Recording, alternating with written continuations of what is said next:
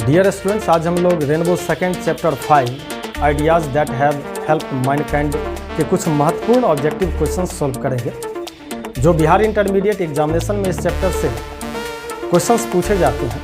यह जो चैप्टर है वह चैप्टर में मानव के मदद कार्य के लिए किस तरह की विचार होनी चाहिए इंसान के अंदर, उस तरह की सारी बातें कही गई है। खैर, इस बाजारवाद में क्या विचार, क्योंकि यह कहा जा सकता है कि मैं भी किसी कहानी का हिस्सा हूँ, आप भी किसी किरदार में हैं। मैं भी किसी कहानी का हिस्सा हूँ, आप भी किसी किरदार में हैं। यह झूठ है जो कहता है कि मैं घर में हूँ, सच तो यह है कि हर कोई बाजार में है। यह तो बाजारवाद का युग है।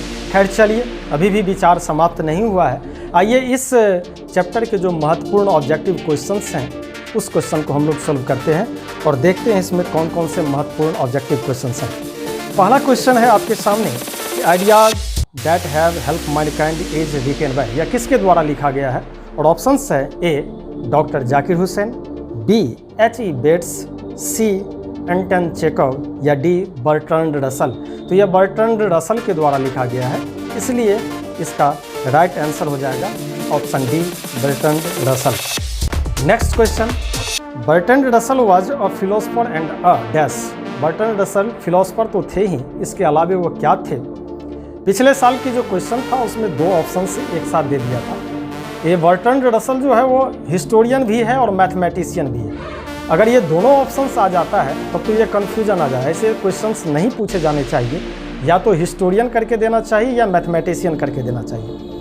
तो यह हिस्टोरियन भी थे, मैथमेटिशियन भी थे। खैर, अभी जो ऑप्शंस आपके सामने हैं उसको देखें। A teacher, B physician, C historian, D leader. तो यह हिस्टोरियन थे, इसलिए इसका राइट आंसर हो जाएगा सी। अगर मैथमेटिशियन का ऑप्शन आए तो उसमें टिक करें, दोनों एक साथ नहीं होना चाहिए था क्वेश्चन में। खैर चलिए नेक्स्ट क्वेश्चन, और अगला क्वेश्चन आपके सामने ये है कि dash was also commentator on a large variety of topic. कौन है जो बहुत अधिक टॉपिक पर बहुत अधिक संख्या में कमेंटेटर के रूप में कार्य किए हैं? और ऑप्शंस हैं ए फॉरलेस Buck, b Bertrand Russell, c T.S. Eliot, d रेडिक्यूट ब्रूक। तो जैसे कि हम लोग जानते हैं कि इसका जो राइट आंसर है वो है ऑप्शन बी बर्ट्रैंड रसल। चलिए नेक्स्ट क्वेश्चन, और अगला क्वेश्चन देखते हैं कि सिविलाइजेशन टॉट अस डैश। सभ्यता हमें क्या सिखलाती है, क्या समझाती है? और ऑप्शंस देखें। A living, B compare, C to be human, D thinking. तो सभ्यता हमें यही सिखाती है, यही बताती है कि मानव होना, हमारे अंदर इंसानियत होना, दूसरों के लिए हम मदद कर सके, इस तरह की सारी बातें यह हमें अपने सभ्यता और संस्कृति से मिलती है। इसलिए इसका राइट आंसर हो जाएगा option c to be human. Next question है, the invention of dash was more important than domestication of animals. किस चीज़ों का इन्वेंशन जो है सो बहुत अधिक महत्वपूर्ण रहा? और ऑप्शंस देखें आप। ए टेक्नोलॉजी, बी एग्रीकल्चर, सी फायर, डी कंप्यूटर। तो प्राचीन समय में जो कृषि और कृषि की पद्धति थी वो बहुत ही महत्वपूर्ण रूप में देखा गया, इसलिए इसका राइट आंसर हो जाएगा बी एग्रीकल्चर। नेक्स्ट क्वेश्चन है कि Bertrand Russell was born in. Bertrand Russell का जन्म कब हुआ था? और ऑप्शंस देखें। ए 1899 ईस्वी, बी 1875, सी 1872 या डी 1877। तो इनका जन्म हुआ था 1872 ईस्वी में, इसलिए इसका राइट आंसर हो जाएगा सी। नेक्स्ट क्वेश्चन है कि in dash Bertrand Russell was awarded Nobel Prize in literature.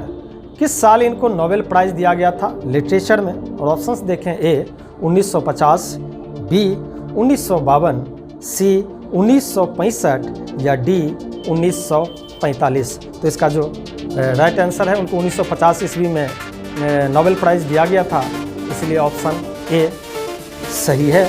चलिए नेक्स्ट क्वेश्चन की तरफ चलें हम लोग, और अगला क्वेश्चन देखें आपके सामने ये है कि Bertrand Russell was a an dash philosopher. ये कहाँ के फिलोसफर थे?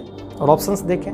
इंडियन, ब्रिटिश, अफ्रीकन या नाइजीरियन। तो यह एक ब्रिटिश फिलोसफर थे, इसलिए इसका राइट आंसर है ऑप्शन बी ब्रिटिश। चलिए नेक्स्ट क्वेश्चन की तरफ चलें और अगला क्वेश्चन देखें। बर्ट्रैंड रसल बिलोंग्स टू, या कहाँ से बिलोंग करते थे? अमेरिका से, अफ्रीका से, इंग्लैंड से या जापान से?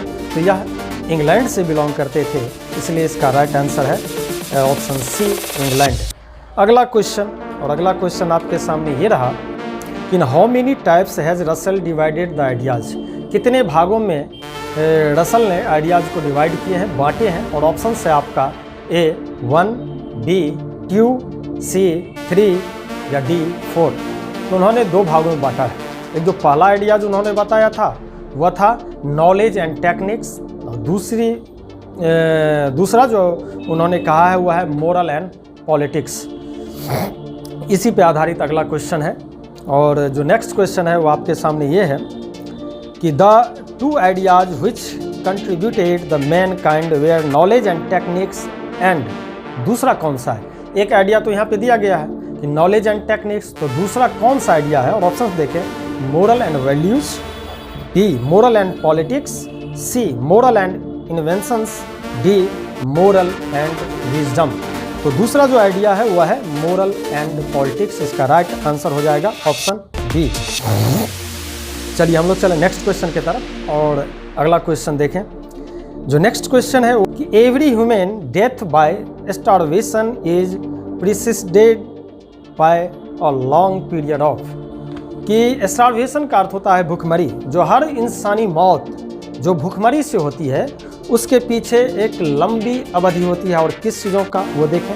ए trouble, B difficulties, C hunger या डी एंजाइटी। किस चीज़ों का होता है? तो वहाँ चिंता का होता है, तो इसलिए इसका राइट आंसर हो जाएगा ऑप्शन डी। चलिए अब अगला क्वेश्चन देखें, और अगला क्वेश्चन आपके सामने ये है कि the last of the great prehistoric inventions was the art of, वह क्या था art? A agriculture, B writing, C singing या डी ऑल ऑफ एबव। तो वह जो आर्ट था वह था राइटिंग, इसलिए इसका राइट आंसर हो जाएगा ऑप्शन बी। चलिए अगला क्वेश्चन की तरफ चलें और देखें अगला क्वेश्चन क्या है। ये है कि roads to freedom was written by, या रोड्स टू फ्रीडम किसने लिखा है? और ऑप्शंस देखें, Martin Luther King junior, William Shakespeare, Bertrand Russell या महात्मा गांधी। तो रोड्स टू फ्रीडम ये लिखा है बर्ट्रैंड रसल, इसलिए इसका राइट आंसर है ऑप्शन सी बर्ट्रैंड रसल। अगला question, in the year 1946-47 a great percentage of world and humans died due to. 1946-47 का जो साल था उसमें बहुत अधिक प्रतिशत में बर्ड और ह्यूमन मरे, कारण क्या था वो? और ऑप्शंस देखें, फ्लड, बी अर्थक्वेक, हंगर या वार। यानी बाढ़ के कारण, भूकंप के कारण, भूख के कारण या वार युद्ध के कारण। तो वहाँ भूख के कारण, इसलिए इसका राइट आंसर हो जाएगा सी हंगर।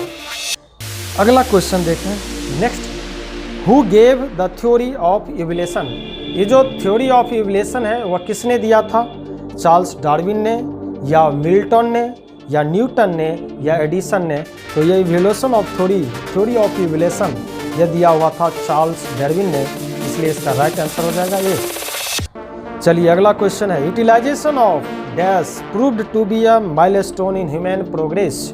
किस चीज़ों का उपयोग मानव के विकास में एक मील का पत्थर साबित हुआ? और ऑप्शंस देखें, A stone, B animal, C fire, D wheel. क्या पत्थर का, जानवर का, आग या चक्के पहिए का?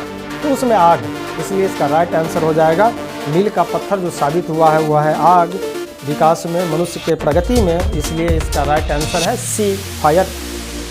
स्क्रीन पे आपको कुछ नोट दिखाई देते होंगे, उससे आप तैयारी करते रहें। हम लोग फिर मिलेंगे नेक्स्ट चैप्टर के साथ, तब तक आप यात्रा करते रहें इस इंग्लिश यात्रा के साथ। आपका बहुत बहुत धन्यवाद।